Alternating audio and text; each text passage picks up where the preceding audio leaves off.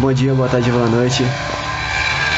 Hoje no nosso grupo a gente vai falar sobre um pouco da grandiosidade que é o telescópio. Os integrantes do nosso grupo são Alexandre, eu, João Pedro, o Cauê e o Juan.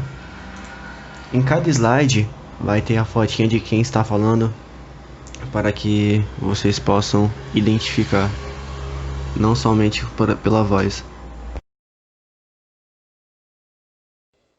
O telescópio é um instrumento muito conhecido que aumenta a capacidade dos olhos humanos de observar e analisar objetos longínquos, mas pouco se sabe sobre sua criação. Não sabe ao certo quem de fato inventou o telescópio. Mas a história mais aceita é de Hans Lippershey, em 1608. Porém, em 1655, foi publicado o verdadeiro Inventor do Telescópio, onde Sancharias Jessen aparece como inventor do instrumento. E esses dois, eles meio que entram em um conflito, porque no ano de 1608 eles tentaram patentear o telescópio, só que nenhum dos dois conseguiram porque o telescópio na época era conhecido como um brinquedo. Ninguém de fato levava o telescópio a sério. E em 1609, Galileu Galilei, ele se interessou pelo telescópio e começou a produzir os mesmos. Só que ele produzia telescópios que tinham ampliação de 3 a 4 vezes. E esses telescópios já estavam à venda, né, em toda a Europa, então ele não ficou muito conhecido nessa época, que foi para junho e julho de 1609.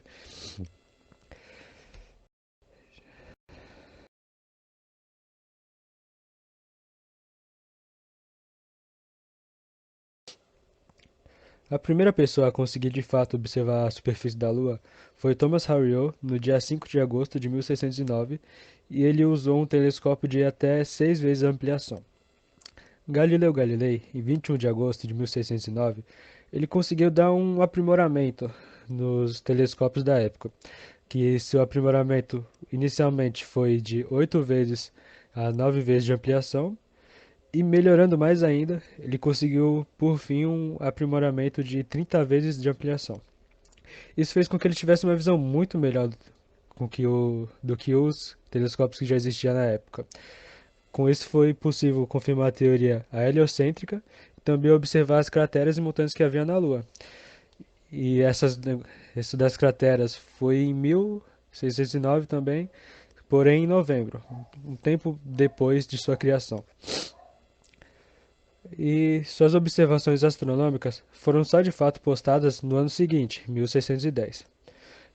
Nesse mesmo ano, que é 1610, em 15 de janeiro, Galileu ele conseguiu desvendar um mistério que ele havia observado em janeiro, que era sobre 4 astros que ficavam próximos de Júpiter.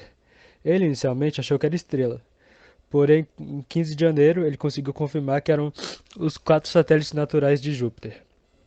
Em fevereiro, Galileu observou campos estelares, que é quando a gente olha ao céu e vê as estrelas. E quando você olha no outro dia, as estrelas são diferentes.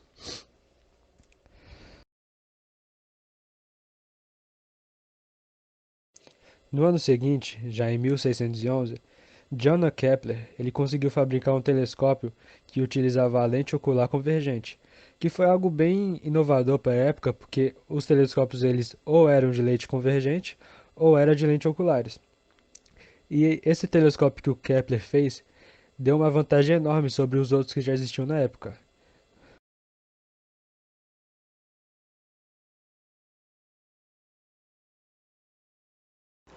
Bom, agora a gente vai falar um pouco sobre os tipos e as características dos telescópios.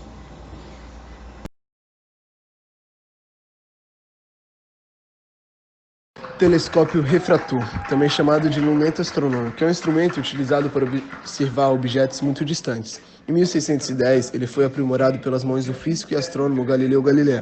Possui 2 lentes convergentes. O funcionamento do aparelho pode ser explicado ao se analisar o comportamento da luz ao passar por essas lentes. A primeira lente que a luz encontra é a objetiva, que ao receber raios luminosos forma uma imagem real e invertida. Em um dos seus focos, a segunda lente é a ocular, que utiliza como seu objetivo a imagem da lente objetiva. A ocular tem como finalidade aumentar a imagem formada pela primeira lente, de maneira que o observador possa utilizá-la. A imagem formada pela lente ocular é vista pelo operador do telescópio, será do tipo virtual invertida.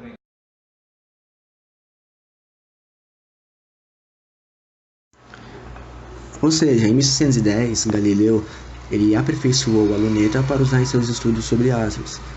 E ele utilizou uma lente objetiva cromática, uma plano convexa, e uma lente ocular divergente, uma plano côncava comum, que juntas formavam uma imagem não invertida. E com isso ele observou crateras e montanhas na Lua, as manchas solares, os quatro principais satélites de Júpiter, as fases de Vênus, a constituição estelar da Via Láctea. Podemos citar também algumas vantagens e alguns problemas do telescópio refrator. Algumas das vantagens é a estabilidade da imagem, ou seja, geralmente a imagem do telescópio refrator é mais estável, visto que seu tubo é fechado, não possuindo diferença de ar dentro do tubo, e ele possui uma manutenção mínima, já que as objetivas são permanentes, desde que bem usadas, né? Num pequeno telescópio refrator, por exemplo de 60 ou 80 mm, a objetiva tende a ficar intacta e imóvel durante anos. Alguns problemas do telescópio refrator, podemos citar a aberração cromática que ele possui, ou seja, as cores que formam a luz branca são decompostas pela lente, interceptando o eixo óptico em diversos pontos diferentes. Para diminuir um pouco a aberração cromática, os construtores de telescópios começaram a produzir objetivos com distâncias focais extremamente grandes. Assim, à medida que aumentamos a distância focal, as cores que compõem a luz branca encontram o eixo óptico em pontos mais próximos.